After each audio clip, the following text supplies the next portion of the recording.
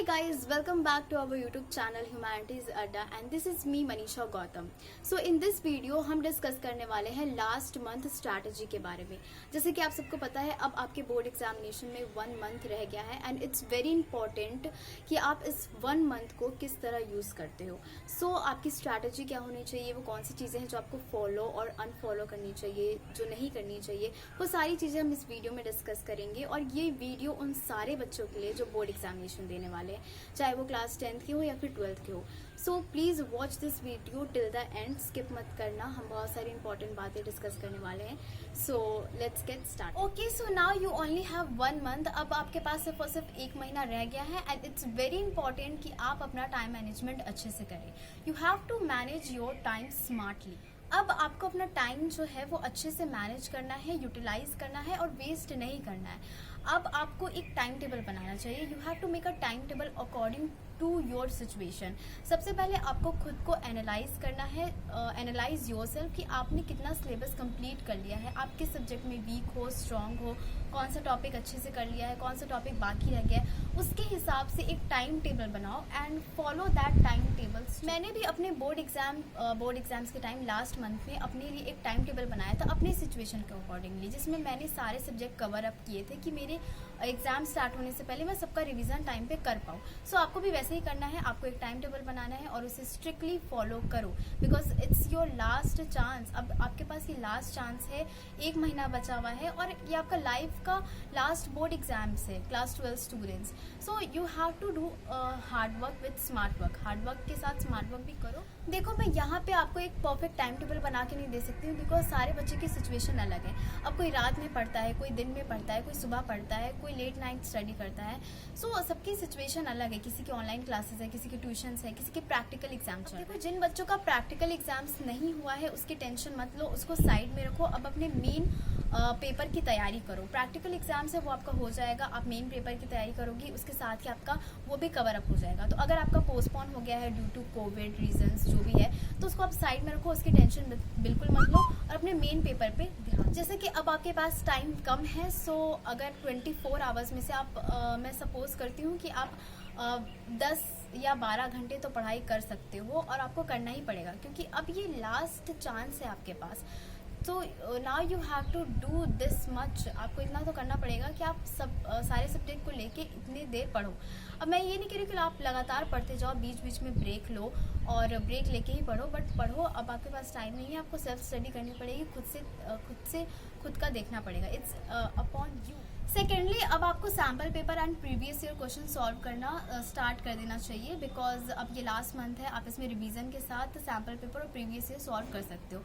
वो ज़्यादा हेल्पफुल रहेगा। जैसे कि मैं हमेशा कहती हूँ कि प्रीवियस ईयर क्वेश्चन ज़्यादा इंपॉर्टेंट है, तो अगर आप प्रीवियस ईयर क्वेश्चन सॉल्व करते हो तो वो ज़्यादा बेटर रहेगा। सैम्पल पेपर आप 3-4 सॉल्व कर लो तो उतना काफ़ी है आपके लिए, बट प्रीवियस ईयर सॉल्व करना मत भूलना बिकॉज CBSE बोर्ड में क्वेश्चन रिपीट होते हैं। जैसे कि मैंने थीम 1 के अभी इंपॉर्टेंट क्वेश्चन अपलोड किए हैं, तो उसमें आप देख सकते हो क्वेश्चन कितने रिपीट हुए एक ही टॉपिक से। So previous year are more important in my opinion. So आप वो सॉल्व भी करना and with sample paper timer लगा लो आप 3 घंटे का कि आप ये पेपर 3 घंटे में कंप्लीट कर पा रहे हो कि नहीं। जैसे कि बहुत स्टूडेंट नॉन अटेंडिंग भी होते हैं, उनके लिए बहुत फ़ायदेमंद रहेगा कि आप टाइमर लगा के क्वेश्चन पेपर एक सॉल्व। थर्ड इज कॉन्सेप्ट समझना बहुत ज़्यादा इंपॉर्टेंट है। आप हर चीज़ को याद करके आंसर नहीं लिख सकते हो एंड इट्स इम्पॉसिबल कि आप हर चीज़ रटा मार लो। कोई भी सब्जेक्ट हो उसमें आप सारी चीज़ें याद नहीं कर सकते हो। कॉन्सेप्ट समझना इंपॉर्टेंट होता है। सो आप कॉन्सेप्ट समझने की कोशिश करो। अब जैसे कि आप CBSE के आंसर्स देखोगे, जो CBSE आंसर प्रोवाइड करता है उसमें CBSE पूरे 300 वर्ड्स में या 400 वर्ड्स में वो आंसर नहीं लिख के देता है। उसमें कुछ की मेन पॉइंट्स होते हैं जो मेंशन रहते हैं, जो आपको अपने आंसर में इंक्लूड करना है। तो वो की मेन पॉइंट्स आपको याद करने होते हैं बुक में से और उनको अपने लैंग्वेज में डिस्क्राइब करना होता है कॉन्सेप्ट समझने के बाद। तो आप ये चीज़ कर सकते हो, बुक में से सारी चीज़ें याद करने की कोई ज़रूरत नहीं है। जो मेन पॉइंट्स है, जो मेन डेट्स है, डेट्स भी ऐसी नहीं कि आपको सारी याद करनी है, ठीक है। डेट्स अगर आप अपने आंसर में मेंशन करते हो, हिस्ट्री के डेट्स हो, पॉल साइंस के डेट्स हो, तो उससे थोड़ा अच्छा इंप्रेशन बनता है, एग्जामिनर को लगता है कि बच्चा पढ़ने वाला है, वो आप यूज़ कर सकते हो। But but it's not important कि आप सारी ही डेट्स याद कर लो, ठीक है। कुछ मेन डेट्स होती है, आप उसको याद करो, कॉन्सेप्ट समझो, मेन पॉइंट्स है उसको याद करो, और describe in your own language, अपने लैंग्वेज में इसको डिस्क्राइब करो। दैट्स ईजी, आपको हर चीज़ याद करने की जरूरत नहीं है, बल्कि कॉन्सेप्ट समझना इंपॉर्टेंट है। Next thing is stick to your NCERT books, don't read unnecessary book. So अब बहुत बच्चे पूछते हैं मुझसे कि मुझे कोई रेफरेंस बुक बता दो जिससे मैं पढ़ सकूं, तो मैं उन्हें हमेशा यही बोलती हूँ कि अब आपको कोई रेफरेंस बुक लेने की कोई ज़रूरत नहीं है। अब आपके पास NCERT, आप NCERT को अच्छे से पढ़ो, because NCERT is very very very important. और जितने भी क्वेश्चन है वो NCERT से पूछते हैं, NCERT से बाहर से कुछ नहीं पूछते।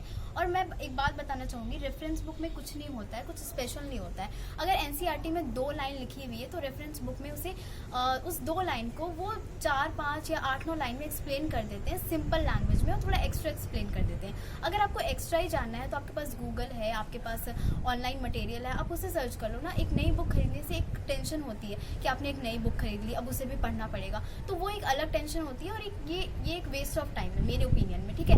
NCERT काफ़ी है, मैंने भी कोई भी रेफरेंस बुक यूज़ नहीं की थी। हाँ, अगर मैं सैम्पल पेपर और इंपॉर्टेंट क्वेश्चन वाली बुक की बात नहीं कर रही हूँ, मैं रेफरेंस बुक की बात कर रही हूँ, जो कि पूरे चैप्टर की एक्सप्लेनेशन वाली बुक आती है, ठीक है।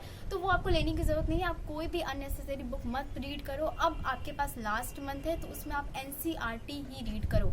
MCQ के लिए तो NCERT बहुत बहुत ज़्यादा इंपॉर्टेंट है, क्योंकि अगर आपने एक भी लाइन छोड़ दी ना तो वो कहाँ से उठा के आपको MCQ दे देंगे और आपको पता नहीं लगेगा। और MCQ में मार्क्स सबसे ज़्यादा कटने के चांसेस हैं, जैसे कि मेरे एग्जाम में भी मेरे साथ हुआ था, MCQ में मैंने अपने मार्क्स लूज़ किए थे।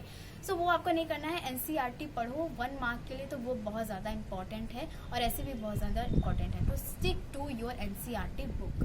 Next is start with difficult topic और चैप्टर। अब आपको रिवीजन जो है अपने डिफिकल्ट टॉपिक से स्टार्ट करना चाहिए टू इजी। जो टॉपिक आपको डिफिकल्ट लगता है, हर स्टूडेंट का डिफिकल्ट टॉपिक अलग अलग होगा। ये नहीं है कि अगर एक स्टूडेंट को ये डिफिकल्ट टॉपिक लग रहा है तो वही आपको भी लगेगा, ठीक है। आपको वो ईजी लग सकता है और वो दूसरा चीज़ डिफिकल्ट लग सकता है। तो अपने अकॉर्डिंग जो आपको डिफिकल्ट लगता है आप उससे स्टार्ट करो, उस चैप्टर से रिविजन स्टार्ट करो, और लास्ट के लिए ईजी थिंग्स छोड़ दो, क्योंकि लास्ट में प्रेशर बहुत ज़्यादा हो जाता है। इसलिए आप अभी जो आपको क्या करना है, अभी आपको डिफिकल्ट टॉपिक उठाना है, डिफिकल्ट चैप्टर्स उठाना है, और डिफिकल्ट सब्जेक्ट उठाना है। उसे सबसे पहले रिवीजन करके खत्म करना है, उसके क्वेश्चन सॉल्व करते रहो। ईजी को बाद के लिए छोड़ दो, वो हो जाएगा आराम से। जो आपको लगता है ईजी तो जल्दी हो ही जाता है, इसलिए आप डिफिकल्ट से स्टार्ट करो to easy. Hard work with smart work. अब देखो, अब ये लास्ट मंथ है और ऐसा टाइम है जो आप एक भी मिनट वेस्ट नहीं कर सकते हो। हार्ड वर्क तो आपको करना ही है, बट उसके साथ आप स्मार्ट वर्क भी कर सकते हो। स्मार्ट वर्क कैसे कर सकते हो? अब देखो, आप बहुत सारे ऐसे सब्जेक्ट है जिसमें चैप्टर वाइज वेटेज दिया गया है कि किस चैप्टर से कितने मार्क्स के क्वेश्चन आने वाले हैं। जैसे पॉलिटिकल साइंस में ये चीज़ दी गई है, साइकोलॉजी में भी, और हिस्ट्री में बुक वाइज दिया गया है कि इस बुक से 25 मार्क्स के क्वेश्चन आएंगे, इससे 24 एंड 25, ऐसे करके डिवाइड किया गया है। और भी सब्जेक्ट होंगे जिसमें ये दिया गया होगा, तो उसको आपको एनालिसिस करना है और देखना है कौन से चैप्टर से कितने ज़्यादा मार्क्स के क्वेश्चन आ रहे हैं और कौन सा चैप्टर इंपॉर्टेंट है। तो जो चैप्टर इंपॉर्टेंट है आप उसको पहले से ही रेडी करके रख सकते हो। तो ये चीज़ एक इंपॉर्टेंट चीज़ हो गई। और सेकेंडली 10 ईयर्स, मैं कहती हूँ हमेशा कि 10 ईयर्स को देखो, उसका एनालिसिस करो, उससे आपको बहुत चीज़ें पता लगती है। मैंने भी अपने बोर्ड एग्जाम्स के टाइम यही किया था, जिससे कि मुझे बहुत सारी चीज़ें पता लगी थी। जैसे मैंने आपको हिस्ट्री में बताया कि थीम 1 है हड़प्पन सिविलाइजेशन, उससे जो 8 मार्क्स के क्वेश्चन है वो बहुत कम बार पूछे गए हैं, और वो लिटरली बहुत 8 मार्क्स के क्वेश्चन जल्दी आते नहीं है, उससे 3 मार्क्स के क्वेश्चन लगातार पूछे गए हैं। और कौन कौन से इंपॉर्टेंट टॉपिक है वो भी मैंने आपको इंपॉर्टेंट क्वेश्चन वाली वीडियो में बताया है। तो ऐसे एनालिसिस करके आप बहुत सारी इंपॉर्टेंट चीज़ें जान सकते हो। तो थोड़ा स्मार्ट वर्क करो, हार्ड वर्क तो आपको करना ही है, उसके साथ आप स्मार्ट वर्क करके बहुत सारी चीज़ें पता लगा सकते हो। और मैं भी आपको हेल्प करूँगी जो जो मुझे बातें पता लगी है कि कौन सा चैप्टर इंपॉर्टेंट है, किस चैप्टर से क्वेश्चन आते ही हैं। सो आपको हार्ड वर्क के साथ थोड़ा बहुत स्मार्ट वर्क भी करना है।